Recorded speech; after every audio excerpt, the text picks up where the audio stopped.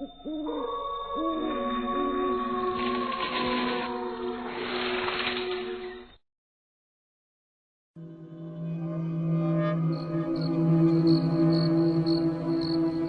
तो मजा ही आ जाएगा, हम सब एक साथ। से थैंक्स टू मी, मेरे घर पर जो बनाया ये प्लान।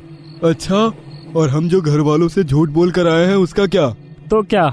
आज हम सब के अलावा भी यहाँ कोई आएगा। क्या मतलब? मतलब भूत। बकवास मत करो, मुझे कोई डर वर नहीं लगता, समझे? ढोली, मयंक, अमित और विशाल बैठकर बातें कर रहे थे कि तभी दरवाजे की घंटी बजती है। मयंक दरवाजा खोलने जाता है और दरवाजा खोलता है। सोनिया, पूर्वी, कितनी देर कर दी तुम दोनों ने? लेकिन दरवाजे पर कोई भी नहीं होता। मयंक ये देखकर हैरान हो जाता है कि अगर सोनिया और पूर्वी बाहर नहीं है तो फिर घंटी किसने बजाई, और वो जो कोई भी था वो अचानक गायब कैसे हो गया। इसके बाद मयंक दरवाजा बंद कर देता है और वापस आ जाता है। अरे ये क्या, घंटी किसने बजाई? देखो, हमने कहा था ना भूत आएगा, वो आ चुका है। तभी दोबारा घंटी बजती है। इस बार मयंक फिर दरवाजा खोलता है। इतनी लेट आई तुम, आखिर क्यों? अरे कुछ नहीं यार, बस मैं तुम सभी के लिए कोल्ड ड्रिंक्स लेने चली गई थी। पहले भी तुम दोनों ने घंटी बजाई थी ना? नहीं डॉली, हम तो अभी आए हैं। अच्छा, चलो अंदर अब। पता नहीं पहले तुम दोनों नहीं थे तो कौन था? तुम्हारा भाई कौशल कैसा है? उसका ट्रीटमेंट चल रहा है, अभी थोड़ा बेटर है। इसके बाद सभी दोस्त मिलकर खाना पीना और मस्ती करते हैं और आपस में एक दूसरे से काफी सारी बातें करते हैं। ये सब चलता ही रहता है। तब तक रात के 11 बज जाते हैं। विशाल ओइजा बोर्ड लाता है। चलो ये गेम खेलते हैं। नहीं, मैं ये गेम नहीं खेल सकती। तुम लोगों को पता है ना कि इसमें जान जाने का भी खतरा है। अरे ऐसा कुछ भी नहीं होता, चलो ना खेलते हैं, मजा आएगा। नहीं, कहा ना नहीं। विशाल और बाकी लोग उसे बहुत समझाने की कोशिश करते हैं, लेकिन वो नहीं मानती और गुस्से में वहाँ से चली जाती है। अरे रहने दे, वो तो गई, अब चल हम ही लोग खेलते हैं। थोड़ी दूर जाने के बाद ही सोनिया की गाड़ी खराब हो जाती है। अरे यार, इसे क्या हो गया? वो गाड़ी से उतरती है और थोड़ा सा आगे बढ़ती है। अंधेरी काली रात है और सुनसान सड़क है। तभी अचानक एक आवाज आती है। कोई है? कोई है? वो मदद की तलाश में थोड़ा आगे बढ़ती है कि अचानक से कोई उसे धक्का देता है और वो एक गड्ढे में गिर जाती है। सोनिया जोर से चिल्लाती है।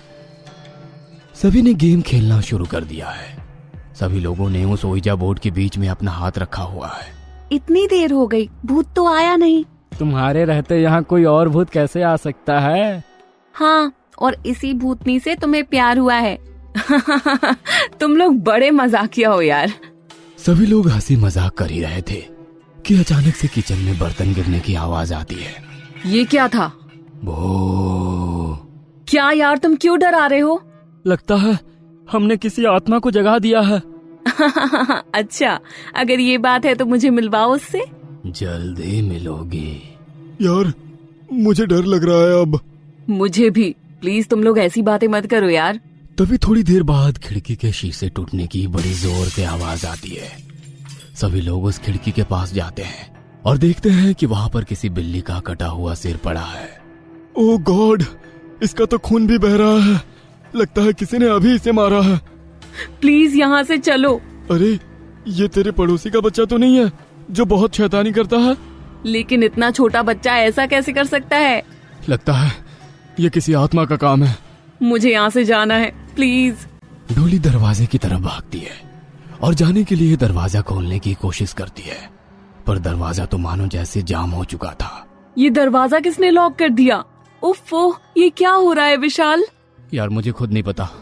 और इसी बीच ओइजा बोर्ड अपने आप हिलने लगता है और ना जाने विशाल को क्या होने लगता है। वो पागलों जैसी हरकत करने लगता है और थोड़ी देर बाद विशाल दर्द से कराहने लग जाता है। कोई मुझे बचाओ, मुझे बहुत दर्द हो रहा है। लग रहा है जैसे कोई मेरी हड्डियां तोड़ रहा है। तुम्हें क्या हो रहा है? हे भगवान। वहीं दूसरी ओर अमित को एक वीडियो मैसेज मिलता है जो किसी ने वीडियो बनाया था सोनिया का, जिसमें वो गड्ढे में फंसी हुई थी। ये सब क्या हो रहा है? एक तरफ सोनिया और एक तरफ विशाल। हम विशाल की मदद कैसे करें? विशाल तो मर चुका है, देखो वो बिल्कुल भी नहीं हिल रहा।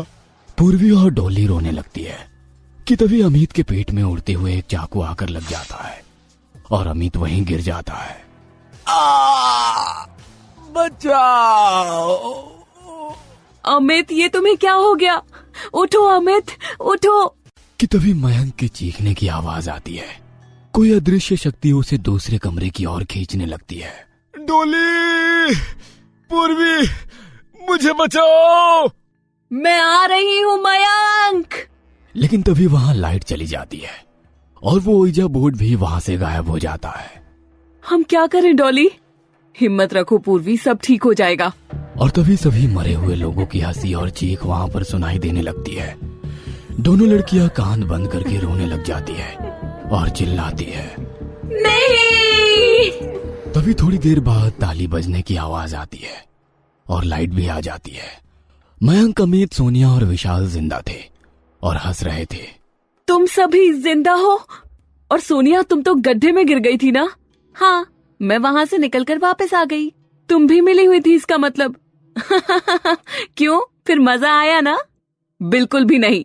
अरे ये सब मेरा ही आइडिया था, क्यों? है ना मेरा दिमाग बहुत तेज। हाँ, हमने ये सब पहले ही सोच लिया था। कितना भद्दा मजाक था ये। तुम्हें तो मैं छोड़ूंगी नहीं। देखो, नकली चाकू है ये। ये देखो। तुम सब पागल हो गए हो क्या? ये सब कौन करता है यार दोस्तों के साथ? डोली और पूर्वी इन सभी को बहुत सुनाती है। तभी थोड़ी देर बाद अचानक से एक लोहे का सरिया कहीं से उड़कर आता है और अमित के सीने के आर पार हो जाता है।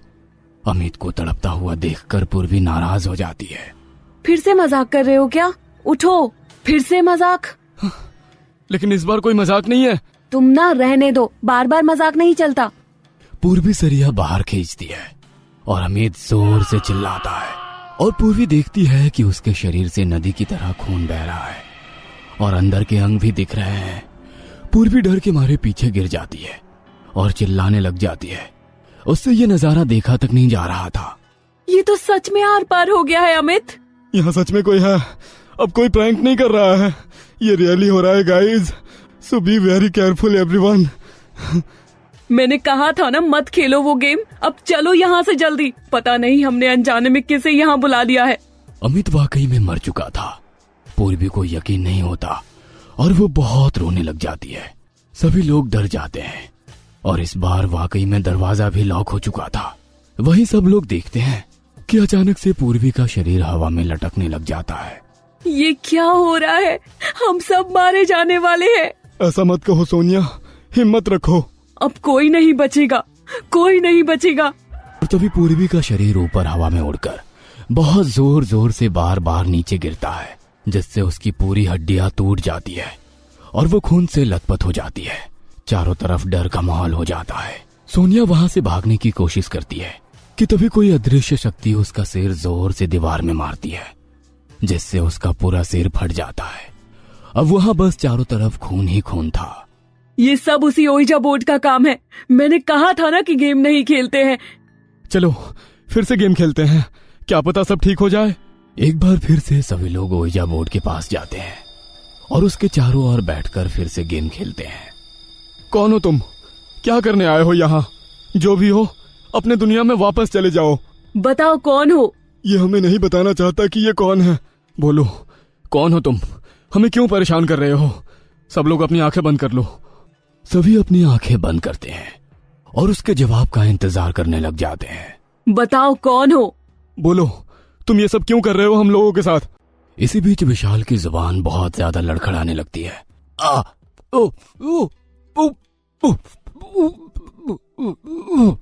और उसका मुंह खुला ही रह जाता है।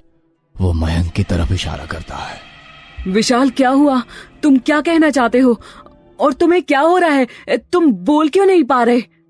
और इसी बीच विशाल के हाथ पैर की हड्डियां पूरी तरीके से टेढ़ी हो जाती है और हड्डियों के टूटने की आवाज पूरे कमरे में गूंजने लगती है। विशाल टेढ़ा मेढ़ा होकर वहीं गिर जाता है और मर जाता है। कोई बचाओ! और तभी वो देखती है कि अब वहां से मयंक गायब है। यह देख डोली का खून सूख जाता है। आखिर विशाल मयंक की तरफ इशारा क्यों कर रहा था?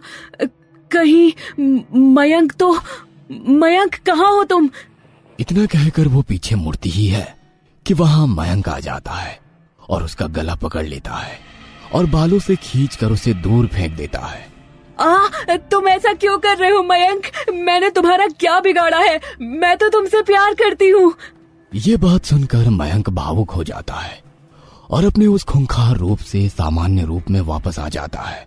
यही बात मुझसे मेरा भाई कुशाल भी बोलता था, लेकिन वो इस दुनिया में नहीं है अब। क्या? पर तुमने तो कहा था कि वो जिंदा है, उसका इलाज चल रहा है। वो कल रात ही मर चुका है और ये सब पूर्वी और सोनिया और विशाल की वजह से हुआ है। मेरा भाई कुशल उस दिन ट्रेनिंग में जाना नहीं चाहता था, लेकिन ये लोग जबरदस्ती उसे ले गए और वहां पर उसका ट्रेनिंग के दौरान एक एक्सीडेंट हो गया और उसके बाद से ही उसकी ऐसी हालत हो गई थी। लेकिन उन लोगों ने ये सब जानबूझकर नहीं किया था मयंक। नहीं, लेकिन वो लोग जिम्मेदार है मेरे भाई की मौत के लिए, इसलिए मैंने बदला लेने के लिए ओइजा बोर्ड का इस्तेमाल किया और अपने छोटे भाई की आत्मा को इस दुनिया में वापस लाया और उसी की मदद से आज इन सबको खत्म कर दिया। और इसी बीच कुशल की आत्मा मयंक को नुकसान पहुंचाने लगती है, उस पर जानलेवा हमला करने लगती है। डोली, यहाँ से भाग जाओ, देरी मत करो डोली, मैंने कहा ना भाग जाओ यहाँ से। खुशकिस्मती से दरवाजा उस टाइम खुला हुआ था और वो वहां से भाग जाती है। वहीं कुशल की आत्मा मयंक के शरीर से उसके हाथ पैर और धड़ अलग कर देती है। डॉली पीछे मुड़कर देखते हुए रोती हुई कहती है, नहीं मयंक। और दरवाजा बंद हो जाता है। दरअसल मयंक ने अपनी आत्मा का सौदा कुशल का बदला लेने के लिए किया था और इसीलिए उसको भी अपनी जान गंवानी पड़ी थी। डॉली एक लौती इंसान थी जो उस रात जिंदा उस घर से वापस आई थी और बाकी सबने उस ओइजा बोर्ड के इस्तेमाल करने की वजह से अपनी जान गंवा दी थी। और मयंक ने अपने भाई कुशल की मौत का बदला आखिरकार सबकी और खुद की जान देकर ही ले लिया था। हमें पूरा यकीन है दोस्तों कि आप लोगों को ये कहानी जरूर पसंद आई होगी। अगर आपके साथ भी कुछ ऐसे अनकहे किस्से हो चुके हैं तो प्लीज हमारे साथ शेयर करें, हम जरूर अपने चैनल पर उनको दिखाएंगे। हमारी ईमेल आईडी नीचे डिस्क्रिप्शन बॉक्स में दी गई है, तो प्लीज हमारे वीडियो और चैनल को शेयर एंड सब्सक्राइब करें और बने रहे हमारे साथ ऐसे ही अनकहे किस्से और कहानियां सुनने के लिए।